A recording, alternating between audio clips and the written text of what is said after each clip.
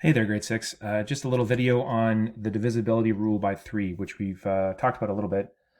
Um, let's say for a second that someone stops you at school and says, "Hey, my teacher gave me this problem, and I don't know how or why it's true. But can you tell me if this number here, 47,611, is divisible by three?"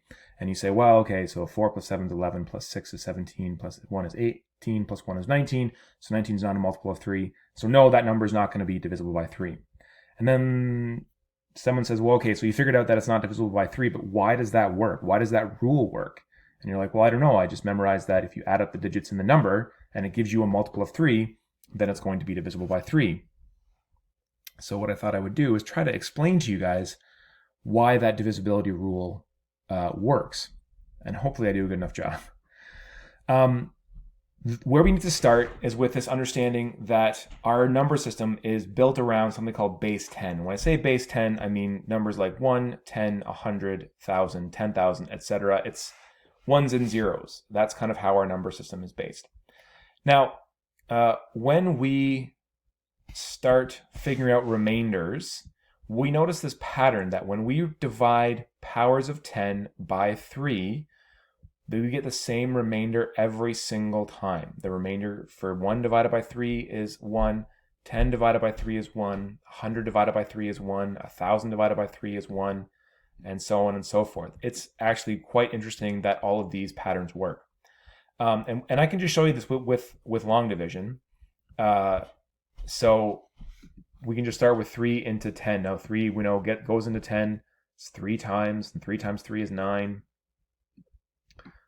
Which leaves us 1 left over. Now, if I imagine for a second that this was 100, then I would bring down the 0 and say, well, okay, so that now I'm doing 3 into 10 again. Well, that goes in 3 times, so that's 9, and that leaves me with 1 left over. And if I imagine that I'm doing it for 1,000, then I have to bring that 0 down over here and say, well, 3 goes into 10 3 times, which is 9.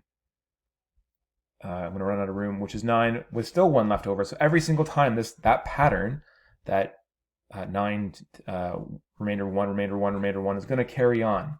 And so it's always going to give us a remainder of 1. Now, I can use those two concepts. First of all, that our number system is built around base 10. And secondly, that dividing by 3 is going to give us a remainder of 1 every time, to try to explain why that number system works, why the divisibility rule works. So let's imagine we have this number, 24,357. Okay. Now I can rewrite this number in what's called expanded form, and say that, well, 20,000 is the same as 2 times 10,000, and 4,000 is the same as 4 times 1,000, and 300 is the same as 3 times 100, and 50 is the same as 5 times 10, and then 7 times 1. Now, if I'm trying to prove why that divisibility rule about adding up the digits works, here's how this was going to work. I know that 10,000 divided by 3 will give me a remainder of 1.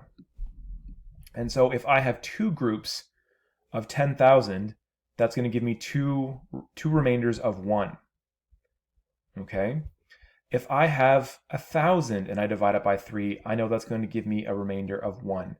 So then I'm going to have 4 groups of 1 as the remainder. And so what I'm going to do is end up with all the remainders from dividing 20,000 by 3, and 4,000 by 3, and 300 by 3. Okay, so if I divide 100 by 3, I get a remainder of 1. If I divide 10 by 3, I get a remainder of 1. And again, if I divide 1 by 3, I get a remainder of 1. And so every time I'm going to get those remainders. And so what I end up with is I have 20,000, or 2 groups of 10,000, each with giving me a remainder of 1. So 2 times 1 gives me 2. Then I have 4 groups of that 1 remainder, so that's going to give me 4. No, not that. And then I have 3 groups of 1 for remainder, so that's just the 3. And then I have 5 groups of 1 for the remainder, which means I just have 5. And then I have those 7 ones left over for 7. Okay, and so these are all the remainders. This is the remainder for dividing 20,000 by 3. This is the remainder of dividing 4,000 by 3. This is the remainder of dividing 300 by 3, 50 by 3, and 7 by 3. Okay?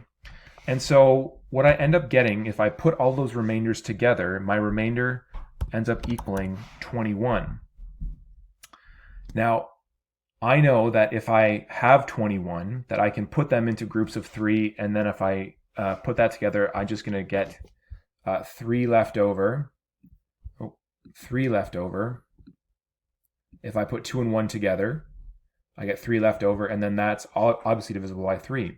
And so 24 is absolutely divisible by 3. And I can prove it by just actually doing long division and showing it out.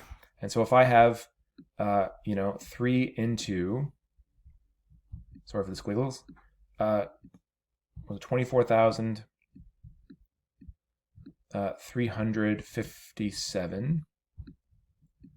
Okay, so 3 goes into 24 8 times, and 3 times 8 is 24, which leaves me with none left over. I'll bring down the 3. 3 goes into 3 once, obviously, so that's not going to leave any remainder.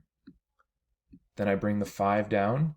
3 goes into 5 also one time, so 3 times 1 is 3. That leaves 2 left over. And then I bring the 7 down, and then 3 goes into 27 9 times, and 9 times 3 is 27, and that also leaves 0 remainder. And so using long division, you can prove that this number 24,357 is divisible by 3, but this is kind of why it works, and it has to do with the pattern of remainders for powers of 10. Interestingly enough, this pattern will also work for 9s. So